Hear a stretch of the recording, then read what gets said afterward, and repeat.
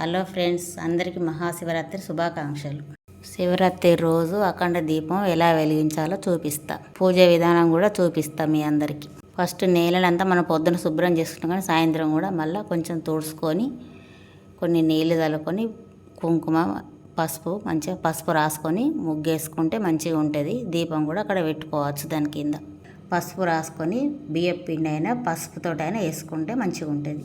ఇప్పుడు మన దగ్గర పీట లేదు కాబట్టి ఎప్పుడైనా పీట మీదనే పెట్టుకునేది. పీట లేకుండా కానీ కింద మంచిగా తుడుచుకొని పీట కడుక్కొని పీటకు కూడా కొంచెం లైట్గా పసుపు రాసుకొని దాని మీద ముగ్గేసుకొని మనం జాగరం చిప్పలు పండ్లు అన్నీ పెట్టుకుంటే మంచిగా ఉంటుంది. శివరాత్రి రోజు శివుని ఫోటో ఉండేటట్టుగా చూసుకోండి. శివుని ఫోటో లేకుండా అన్ని ఫోటోలలో అందులో ఉండేటట్టు చూసుకొని దీపం ముట్టించుకుంటే మంచిగా ఉంటుంది. శివరాత్రి రోజు శివుని ఫోటో ఉండాలి. మా ఇంట్లో అన్ని ఫోటోలు కలిసి ఉన్నది. నేను దాని ముందే అఖండ దీపం ముట్టించుకుంటున్నా. ఇండ్లల్లో ఏ పూలు పూసినా దేవుళ్ళకు పెట్టుకోవచ్చు. ఈ శివరాత్రికి మాత్రం గోగు పువ్వు దొరుకుతుంది. ఈ జాగారం చుట్టూ చిప్ప చుట్టూ అఖండ దీపం చుట్టూ పెడతారు. ఈ ఒక్క దేవునికి మాత్రం ఇవాళ శివరాత్రి రోజు ఆ పువ్వులు ఇప్పుడే దొరుకుతాయి. ఈ దేవునికి కొనుక్కోవచ్చు, ఇంట్లో ఉంటే తెంపుకొచ్చుకొని పెట్టుకోవచ్చు. అవి ఇప్పుడు నేను వీళ్ళ పూజ అయిపోయాక గుడికి వెళ్ళిన గుళ్ళే అన్ని దేవుళ్ళు ఉన్నాయి. గుళ్ళే అన్ని దేవుళ్ళ కాడ ఈ గోగు పువ్వు పెట్టిర్రు. భక్తులు వచ్చి అందరు వేసి దర్శించుకున్నారు. ఒక కాగిత పూలు మాత్రం దేవునికి పెట్టద్దు. అవి పెడితే బతుకమ్మకు పెడతారు, పీరిల దేవునికి పెడతారు. ఆ జాగారం కింద అఖండ దీపం కింద జొన్నలు ఉంటే జొన్నలు పోసుకోవచ్చు, జొన్నలు లేని వాళ్ళు బియ్యం పోసుకోవచ్చు. మా ఇంట్లో జొన్నలు ఉన్నాయి కాబట్టి నేను ఈసారి జొన్నలు పోసుకున్నా. మనం దీపం ముట్టించుకునే ముందు నీళ్ళ పదనతోటి చిప్పలు ఇట్లా కడుక్కొని పసుపు రాసుకొని పసుపు కుంకుమ బొట్లు పెట్టుకోవాలి.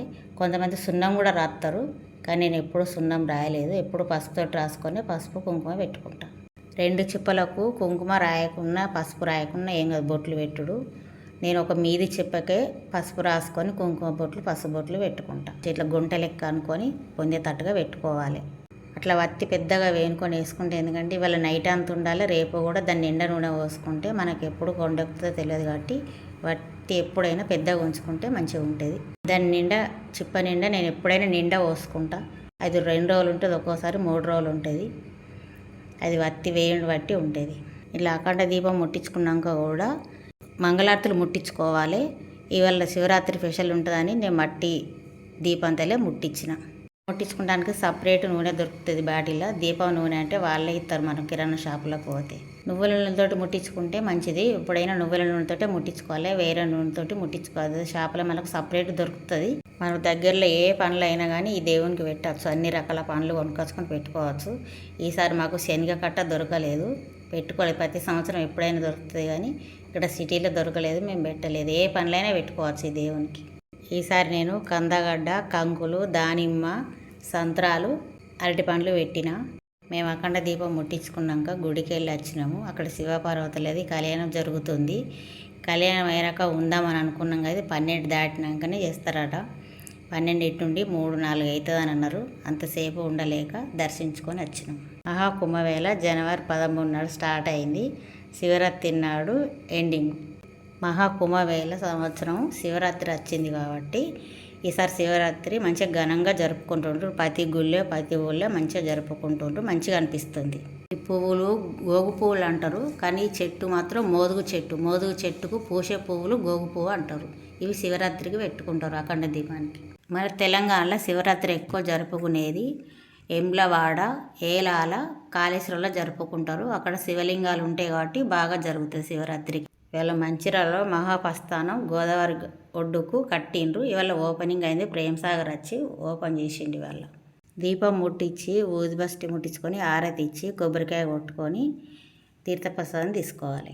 దీపం ముట్టించుకున్నాక తీర్థప్రసాదం తీసుకొని టెంపుల్కి వెళ్ళొచ్చినాక ఒకటేరాక మేలుకతోటి ఉన్నాం, జాగారం చేసినాం. ఈ ఉపవాసం 50 సంవత్సరాల సంది ఉంటున్నా, కానీ ఎప్పుడు కారం తినలేదు, ఉప్పు తినలేదు. ఎప్పుడైనా పండ్లు పాలతోటే ఉన్నా. మార్నింగ్ లేచినాక ఇల్లు మళ్ళీ మంచిగా శుభ్రంగా చేసుకొని తలస్నానం చేసి పప్పన్నం వండుకొని చారు వేసుకొని ఒక పొద్దు ఇడతాం. బియ్యము పెసరపప్పు కలిపి కడుక్కొని ఒకటే గిన్నెలో కలుపుకొని వండుకోవాలి.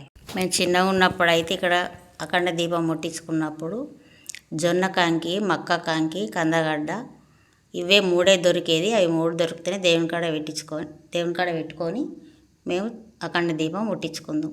ఇప్పుడు అన్ని రకాల పండ్లు దొరుకుతున్నాయి కాబట్టి అన్ని రకాలు పెట్టుకుంటారు. అప్పుడు మాకు ఏం దొరకపోయేది కాబట్టి అవి 3 తెచ్చుకొని మేము అఖండ దీపం ముట్టించుకుందాం. జాగారం ఒక్క పొద్దు ఉందాం వీలైనంత వరకు. అప్పుడు టీవీలు లేవు, ఏవి లేవు కాబట్టి ఏదో 9 అట్లా అయ్యాక కూర్చొని మాట్లాడుకొని నిద్రపోయేది. అంతేగాని ఇట్లా తెల్లని రాక ఎప్పుడు మేము తెలివితోటి ఉండకపోదాం. ఇప్పుడు టీవీలు అవి ఉన్నాయి కాబట్టి ఇట్లా తెలివితోటి ఉంటాను. కొంచెం పెద్దగా అయినాక అష్టాచెమ్మ పచ్చిస్ ఆడుకున్నాం.